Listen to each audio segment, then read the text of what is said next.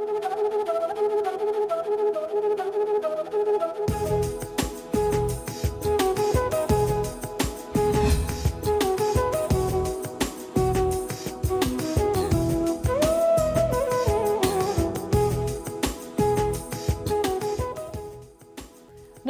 स्वागत है आपका आपके सितारे में और मैं हूं आपके साथ प्राची पाराशर। हर इंसान अपने दुर्भाग्य से पीछा छुड़ाना चाहता है, लेकिन दुर्भाग्य से पीछा छुड़ाना इतना आसान नहीं होता, क्योंकि जब समय बुरा होता है तो साया भी साथ छोड़ देता है। अगर आप चाहते हैं कि आपका दुर्भाग्य सौभाग्य में बदल जाए, तो आज हम आपको बताएंगे हमारे इस खास प्रोग्राम में कुछ खास उपाय, जिन्हें करने से आपका दुर्भाग्य बदल जाएगा सौभाग्य में। ये सब जानेंगे हमारे आज के महाउपाय में, साथ ही जानेंगे आज का राशिफल। तो देर कैसे, शुरू करते हैं आपके सितारे। दुर्भाग्य कर रहा है आपका पीछा, बिगड़ रहे हैं बनते काम। जानिए पंडित वैभव नाथ शर्मा से कैसे बदले दुर्भाग्य को सौभाग्य में। तो आपके सितारे में आप अपनी हर परेशानी का हल प्राप्त कर सकते हैं और अपने सवाल पूछ सकते हैं। स्टूडियो में साथ देने के लिए मौजूद है विश्वविख्यात ज्योतिषाचार्य और वास्तुशास्त्री पंडित वैभव नाथ शर्मा। आचार्य जी, आपका हार्दिक स्वागत है। जी नमस्कार। तो यदि आपके मन में भी कोई सवाल है तो आप भी हमें कॉल कर सकते हैं। हमारे नंबर्स लगातार आपके टीवी स्क्रीन पर फ्लैश किए जा रहे हैं। आप हमें हमारे टोल फ्री नंबर पर भी कॉल कर सकते हैं।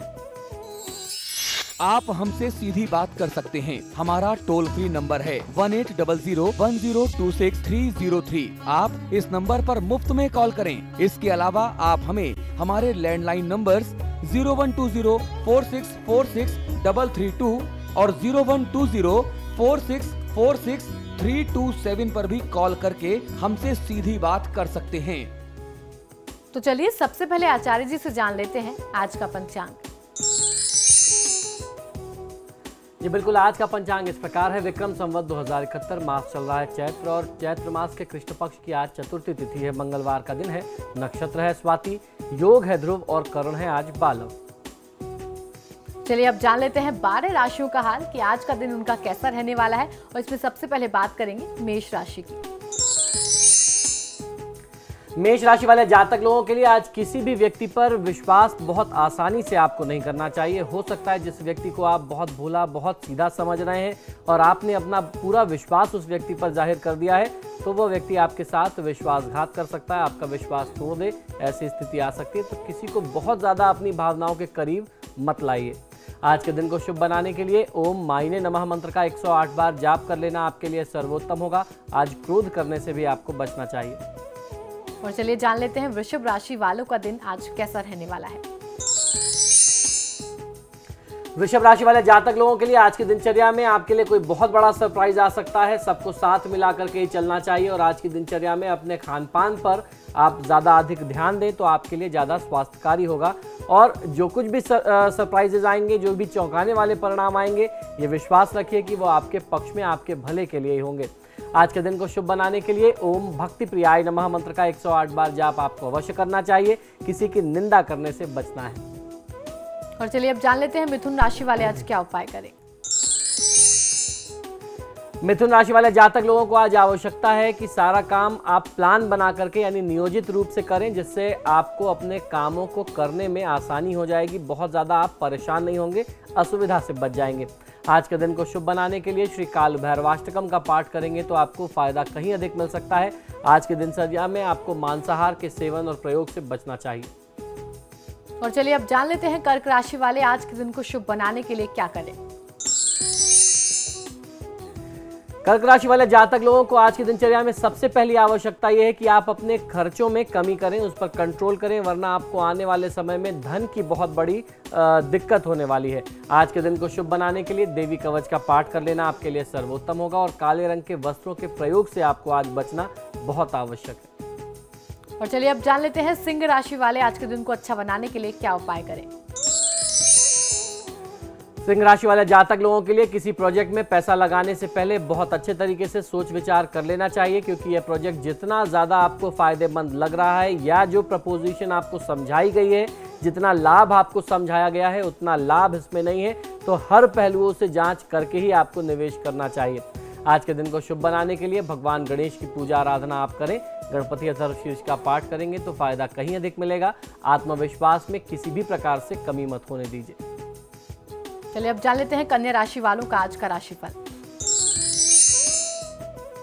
कन्या राशि वाले जातक लोगों के लिए आपके अंदर जो धैर्य की कमी है उसे दूर करने की आज आवश्यकता दिखाई देती है। तो बहुत धैर्य के साथ कोई भी काम करें तो आपको फायदा मिलेगा।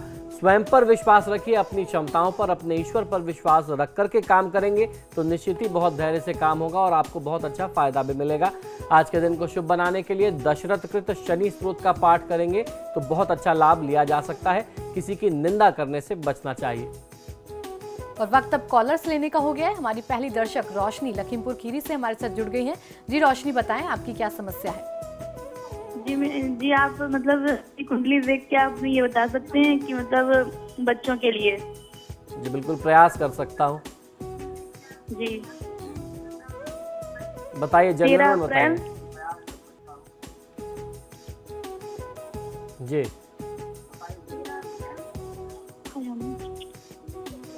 जी आगे बोलिए। 13 अप्रैल 1993। जी समय और स्थान 13 बताएं। अप्रैल 1993। जी बिल्कुल, समय और स्थान बताइए।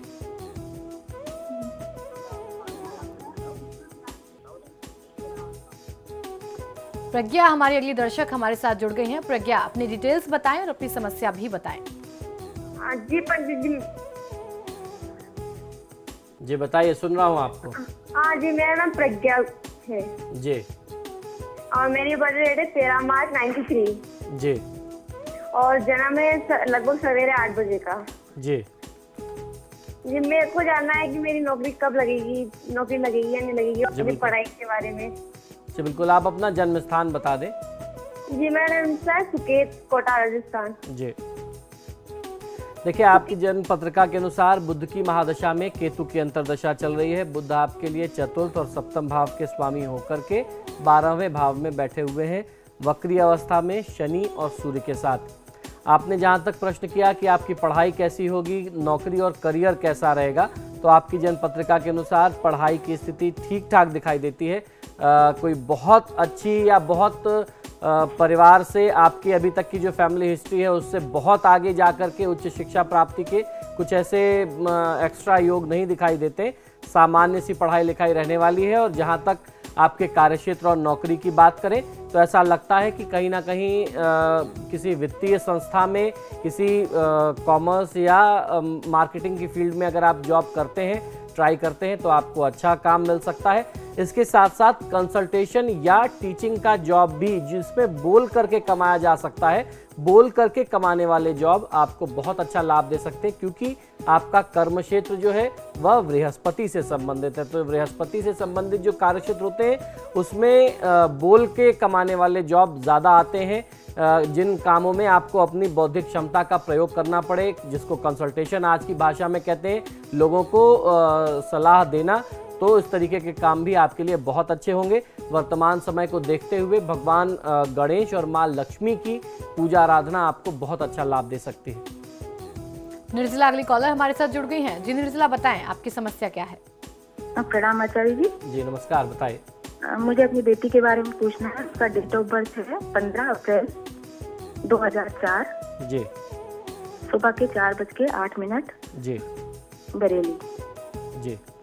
आचार्य जी, मैंने इसको अडॉप्ट किया है जी। और ये खिलाड़ी है, खेलती है। तो अगर इसका करियर खेल में है तो इसको बताइए कि मुझे इसे स्पोर्ट्स कॉलेज में भेजना चाहिए कि नहीं, क्योंकि मुझे भेजने में डर भी लगता है कि ये संस्कारी रहेगी कि नहीं रहेगी। तो अगर इसका करियर खेल में ही रहेगा, अच्छा रहेगा, बेहतर, तो बताइए कि मैं इसे स्पोर्ट्स कॉलेज में भेजूं कि नहीं, क्योंकि ये उसका आखिरी साल है जिससे उसे एडमिशन लेना है। उसके बाद स्पोर्ट्स कॉलेज में होगा नहीं उसका एडमिशन। बिल्कुल। देखिए, इनकी जन्म पत्रिका को देखते हुए लग्न में मंगल और राहु का संयोग बन रहा है, कुंभ लग्न में। और जहाँ तक स्पोर्ट्स की, खेल के क्षेत्र की बात करें तो ऐसे में शुक्र का बली होना बहुत आवश्यक होता है। बहुत ज़रूरी है कि इस जातक की कुंडली में शुक्र का संयोग बहुत अच्छा बन रहा हो। शुक्र इनकी कुंडली में स्वराशि के हैं, वृद्धावस्था में है, उसकी डिग्री थोड़ा सा कम है, अंश कम है, लेकिन शुक्र की जो दृष्टि है वह कर्म भाव पर पड़ रही है, शुक्र चतुर्थ स्थान में बैठे हुए।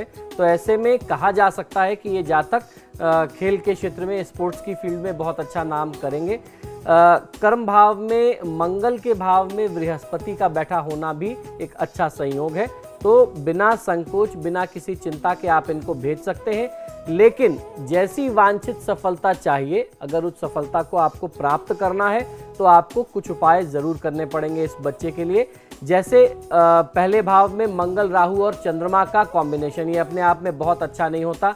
चंद्रमा मंगल को रिप्रेजेंट करता है, क्षमा करें, चंद्रमा मन को रिप्रेजेंट करता है, मंगल किसी भी जातक के साहस को, पराक्रम को रिप्रेजेंट करता है। और अगर वो राहु के साथ आ जाएगा तो निश्चित कहीं ना कहीं उसके पथभ्रमित होने के संयोग ज़्यादा बढ़ जाते हैं, ऐसी संभावना ज़्यादा बढ़ जाती है। वो शुभ प्रभाव की जगह पर अशुभ प्रभाव ज़्यादा देने लगता है। तो ऐसे में राहु, केतु, मंगल और चंद्रमा का आप जाप इस बच्चे के लिए करा दीजिए और फिर आप देखिए इस बच्चे का करियर बहुत सुंदर हो जाएगा। अजय देहरादून से अगले दर्शक हमारे साथ जुड़ गए हैं। जी अजय, बताएं आपका क्या सवाल है। नमस्कार कुंडली जी। नमस्कार, बताइए। हाँ, ये मेरी जन्म तिथि है जी 30 अप्रैल 1975 जी, रात 2 बजे जी। जन्म स्थान है देहरादून जी। जी पंडित जी, मैं जानना चाहता हूँ कि मेरी नौकरी में प्रमोशन कब तक होगा और मेरी शादी का योग है या नहीं है जी, अगर है कब तक। जी बिल्कुल, देखिए विवाह का योग आपकी जन्मपत्रिका के अनुसार वर्तमान समय में भी बना हुआ है। और जहाँ तक आपने प्रमोशन की बात कही तो प्रमोशन के लिहाज से भी आपके लिए ये समय कुछ अच्छा दिखाई देता है। अगर जैसे उपाय मैं बताता हूँ आप करेंगे तो निश्चित ही आपको बहुत अच्छा फायदा मिल सकता है। इस समय में आपको सबसे पहला काम ये करना चाहिए कि नियमित रूप से आप महादेव की पूजा आराधना करें और महामृत्युंजय मंत्र का जाप करें। अगर आप ऐसा करते हैं तो आपको बहुत अच्छा फायदा मिलेगा। इसके साथ साथ आपकी कुंडली में शुक्र और केतु का एक अशुभ संयोग बन रहा है। शुक्र, राहु और केतु, इन 3 ग्रहों का आप वैदिक मंत्रों से जाप करा करके शांति करा दीजिए। आपके विवाह में जो बाधाएं, जो अड़चने हैं वह दूर हो जाएंगी और आपके कार्यक्षेत्र में जो विस्तार में बार बार बाधाएं आती हैं या प्रमोशन में, पदोन्नति में जो विघ्न की स्थिति आती है, आपकी योग्यता के अनुसार आपको लाभ नहीं मिल पाता, वह विघ्न दूर हो जाएगा। क्योंकि शुक्र आपके लिए कर्म भाव का स्वामी है। अगर आप ऐसा करते हैं तो आपको बहुत अच्छा लाभ मिलेगा। और इसके साथ साथ पंचमेश भी बनता है, तो पंचमेश का लाभ आपको तभी मिलेगा जब शुक्र के दोष दूर होंगे। उससे आपका कार्यक्षेत्र, आपका व्यक्तिगत जीवन, दाम्पत्य जीवन सब सुखी और मंगलमय हो जाएगा। आनंदी सीतापुर से अगली दर्शक हमारे साथ जुड़ गए हैं। जी आनंदी, बताएं आपकी समस्या क्या है। जी हेलो। जी बताइए, सुन रहा हूँ आप। जी पंडित जी, मैं अपने बच्चे के बारे में पूछना चाहती हूँ। बिल्कुल बिल्कुल, पूछिए। जी, इनका जन्मदिन है 2 जून जी 1999 जी। 4:40 सुबह का था या रात का था, शाम का? जी पंडित जी, इनका पढ़ने में बिल्कुल मन नहीं लगता जी। और पता नहीं क्यों, जैसे पढ़ने बैठते थे इनको घबराहट, उलझन होती है और ये डरते भी हैं। पता नहीं, गुस्सा 24 घंटे गुस्से में रहते हैं। जी बिल्कुल। इनका भविष्य कैसा होगा, क्या होगा, यही पूछना है। जी जी, आप मुझे इनका जन्म स्थान बता दें। जी कानपुर।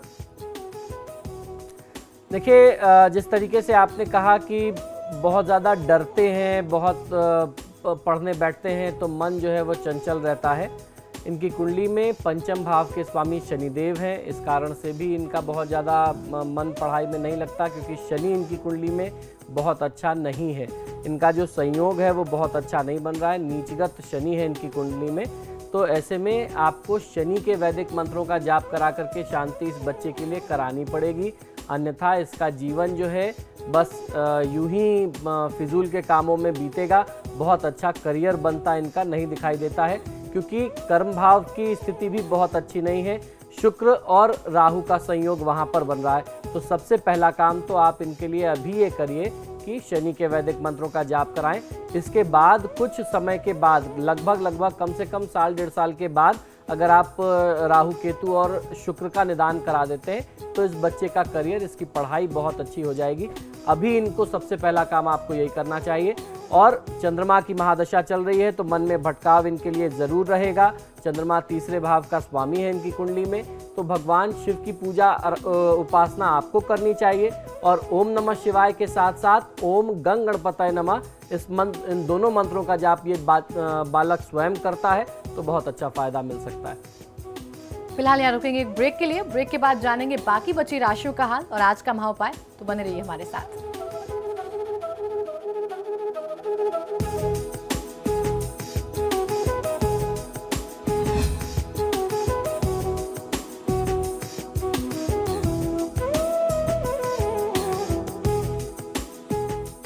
ब्रेक के बाद आपका स्वागत है। चलिए रुक करते हैं बाकी बचे राशिफल का और जानते हैं तुला राशि वाले आज क्या करें। तुला राशि वाले जातक लोगों को आज की दिनचर्या में आपको सबसे पहली आवश्यकता यह है कि आप अपने काम को संगठित करें। आपका काम जो है बहुत अव्यवस्थित है, बहुत बिखरा हुआ है। अगर आप उसको ऑर्गेनाइज्ड वे में करेंगे तो आपको फायदा मिलेगा। आज की तिथि में अगर आपसे कोई आपकी सहायता मांगने आए, मदद मांगने आए, तो आपको यथासंभव उसकी सहायता अवश्य करनी चाहिए। आज के दिन को शुभ बनाने के लिए श्री वाल्मीकि जी द्वारा रचित भगवान गणेश के स्तवन का पाठ आप करते हैं तो आपको फायदा मिलेगा। किसी भी वाद विवाद में अभी स्वयं को मत उलझाइए। तो चलिए अब जानते हैं वृश्चिक राशि वाले जातक आज क्या करें। वृश्चिक राशि वाले जातक लोग आज की दिनचर्या में आपके ज्ञान से सब प्रभावित हो सकते हैं, इसलिए जितना संभव हो अपनी जानकारी, अपने विचार, अपने आइडियाज आप लोगों के साथ बांटें तो आपको फायदा मिलेगा। आपके ज्ञान का प्रचार प्रसार भी होते रहना चाहिए। आज के दिन को शुभ बनाने के लिए श्री चंडी कवच का पाठ कर लेना आपके लिए सर्वोत्तम होगा। अपने परिवार में, कुटुंब में भाई बंधु के साथ वाद विवाद करने से बचिए। अब जान लेते हैं धनु राशि वालों का आज का राशिफल। धनु राशि वाले जातक लोगों को आज कोई बहुत अच्छी जॉब ऑफर आपको प्राप्त हो सकती है, लेकिन इससे आप थोड़ा सा कंफ्यूज भी हो सकते हैं कि इसे स्वीकार करना है या अभी आपको अपने पुराने जॉब को ही कंटिन्यू करना है। तो बहुत ही बुद्धि विवेक से आप निर्णय करें, जो भी निर्णय करें आपके पक्ष में होगा। आज के दिन को शुभ बनाने के लिए श्री कृष्ण सहस्रनाम स्तोत्रम का पाठ कर लेना आपके लिए सर्वोत्तम होगा। वाहन का प्रयोग बहुत तेज गति में मत करिए। चलिए अब जान लेते हैं मकर राशि वाले जातकों के सितारे आज क्या कह रहे हैं। मकर राशि वाले जातक लोगों को आज आवश्यकता है कि आप आत्मसंयम बना करके रखें, वरना आपका बनता हुआ काम बिगड़ सकता है। आपकी वाणी, आपके बातचीत करने के व्यवहार से, आपकी बॉडी लैंग्वेज से आपके कार्य प्रभावित होने की संभावना बनती है। तो अपने व्यवहार को बहुत ज़्यादा नियंत्रित रखने की आवश्यकता है। आज के दिन को शुभ बनाने के लिए श्री गोपाल सहस्रनाम स्तोत्रम का पाठ करेंगे तो आपको फायदा कहीं अधिक मिल सकता है। बड़े बुजुर्गों का दिल ना दुखाएं, ऐसा कोई भी व्यवहार ना करें जिससे उनकी भावना को ठेस पहुंचे। और अब जानते हैं कुंभ राशि वाले आज के दिन को शुभ बनाने के लिए क्या करें। कुंभ राशि वाले जातक लोग आज जितना हो सके उतना अपने आसपास के लोगों से सीखने का प्रयास करना चाहिए। किसी भी प्रकार के लड़ाई झगड़े में पड़ करके अपना समय बर्बाद आप ना करें। आज के दिन को शुभ बनाने के लिए श्री कृष्ण सहस्रनाम स्तोत्रम का पाठ कर लेना आपके लिए सर्वोत्तम होगा। अपनी वाणी पर नियंत्रण किसी भी परिस्थिति में मत खोइए। और अब जानते हैं मीन राशि वाले आज अपने दिन को शुभ बनाने के लिए क्या करें और क्या ना करें। मीन राशि वाले जातक लोगों के लिए आज की दिनचर्या में कोई नया काम करने के लिए आज का दिन बहुत अच्छा हो सकता है। आपके लिए कोई नया पार्टनर आपको मिल सकता है। ऐसी स्थिति में आपको घबराना नहीं चाहिए। नियम व शर्तें यानी टर्म्स एंड कंडीशंस आपको पहले से तय कर लेना चाहिए। एक एग्रीमेंट कर लीजिए, आपस में एक अनुबंध करके काम को श्री गणेश करेंगे तो फायदा आपको अच्छा मिलेगा। आज के दिन को शुभ बनाने के लिए संतान गोपाल स्तोत्र का पाठ कर लेना आपके लिए सर्वोत्तम होगा। पार्टनर से झगड़ा या वाद विवाद आज मत बढ़ाइए। और चलिए अब जान लेते हैं आज का महाउपाय। जी बिल्कुल, आज का महाउपाय बहुत ही विशेष है क्योंकि आज मैं आपको बताने जा रहा हूं दुर्भाग्य से पीछा छुड़ाने के लिए कुछ बहुत ही सरल उपाय। हर इंसान अपने दुर्भाग्य से पीछा छुड़ाना चाहता है, लेकिन दुर्भाग्य से पीछा छुड़ाना इतना आसान नहीं होता क्योंकि जब समय बुरा होता है तो ऐसा कहते हैं कि आपका साया भी आपका साथ छोड़ देता है। यदि आप भी चाहते हैं कि आपका दुर्भाग्य सौभाग्य में बदल जाए तो जो सरल उपाय मैं आपको बताने जा रहा हूं उन्हें जीवन में एक बार आपको अवश्य अपनाना चाहिए। ये उपाय आपके दुर्भाग्य को सौभाग्य में बदल देंगे। तो आइए बिना विलंब किए, समय नष्ट किए, अब जानते हैं किस प्रकार से आपको इन उपायों को करना है। नए कार्य, व्यापार व्यवसाय, नौकरी रोजगार आदि के शुभ कार्यों के लिए जाते समय जब आप किसी नए काम की शुरुआत कर रहे हो, सपोज करिए कि घर में किसी बच्चे को नई नौकरी मिल गई, आपको ही कोई नई नौकरी मिल गई, या आपकी अपनी पुरानी नौकरी में कोई नई जिम्मेदारी आपको दे दी गई, नई पोजीशन पर आप आ गए हैं, आपका प्रमोशन हो गया है, तो उस पदोन्नति के बाद उस नए पद को स्वीकारने जाते समय जब आप घर से निकल रहे हो तो घर की कोई भी महिला एक मुट्ठी काले उड़द उस व्यक्ति के सिर के ऊपर से उतार करके घर के बाहर भूमि पर छोड़ दे तो आप जिस भी काम के लिए जाएंगे उस काम में आपको सफलता मिलेगी। ये दुर्भाग्य को दूर करने का बहुत अच्छा उपाय है। इस उपाय को करने के लिए कोई दिन नहीं है, कोई तिथि नहीं है, कोई भी मुहूर्त नहीं है। बस आवश्यकता है कि जिस समय आप किसी शुभ कार्य के लिए जा रहे हो उस तिथि में उस समय पर यह उपाय कर दिया जाए। दूसरा उपाय यह है कि किसी गरीब, असहाय, रोगी और किन्नरों को यानी हिजड़ों को समय समय पर सहायता स्वरूप दान अवश्य करते रहना चाहिए। इससे आपको बहुत अच्छा फायदा मिलता है। यदि संभव हो जाए तो बुधवार के दिन किन्नरों को दिए गए पैसे में से जब आप उनको कुछ भेंट या दक्षिणा देते हैं तो आप उनसे आशीर्वाद स्वरूप 1 रुपए का सिक्का उनसे वापस ले लीजिए और उस सिक्के को लाल या हरे कपड़े में लपेट करके अपने कैश बॉक्स में, लॉकर में रखते हैं, अपने पर्स में रखते हैं। तो इससे आपका धन कभी भी खत्म नहीं होता, कभी भी धन स्थान खाली नहीं होता, आपके धन में निरंतर वृद्धि होती रहती है। ये बहुत माना हुआ उपाय है। तीसरा उपाय है कि काली हल्दी की एक गांठ शुभ मुहूर्त में आप प्राप्त करके अपने घर में लेकर के आएं। जो भी व्यापारी वर्ग है, जो व्यवसायी लोग हैं, वो अपने कैश बॉक्स में रखें और व्यापारी जो लोग हैं वो अपने गले में कैश बॉक्स में इसको रखते हैं तो बहुत अच्छा उनको फायदा मिलता है। काली हल्दी के चमत्कार से जो जुड़े हुए प्रयोग थे, चमत्कारी प्रयोग, वो कुछ समय पहले हमने आपको उपलब्ध कराए थे। चौथा उपाय है कि जिस दिन भी रविवार को पुष्य नक्षत्र पड़े यानी रवि पुष्य नक्षत्र के शुभ मुहूर्त में बहेड़े के वृक्ष की जड़ को या एक पत्ते को और उसके साथ साथ शंखपुष्पी के वृक्ष की जड़ को ला करके आप अपने घर में रखते हैं तो आपको फायदा मिलता है। इसको रखने के लिए आपको करना ये चाहिए कि एक चांदी की डिब्बी ले लीजिए, उसमें रखें तो आपको और अच्छा लाभ मिल सकता है। ये बहुत ही माना हुआ प्रयोग है। ये धन लक्ष्मी की वृद्धि के लिए माना जाता है और पुराने समय से ये प्रयोग में है। लोग इसको आजमाते रहे हैं और अपने दुखों से, अपने कष्टों से मुक्ति पाते रहे हैं। पांचवा उपाय यह है कि बरगद यानी बड़ के पत्ते को गुरु पुष्य या रवि पुष्य योग में ला करके उस पर हल्दी से स्वास्तिक बना करके अपने घर के पूजा स्थान में या धन स्थान में आप रखते हैं तो आपके परिवार में निरंतर सुख समृद्धि बनी रहती है। आपस में कोई तालमेल की कमी नहीं आती, वाद विवाद या लड़ाई झगड़े की स्थिति होती है तो उससे भी आपको मुक्ति मिल जाती है।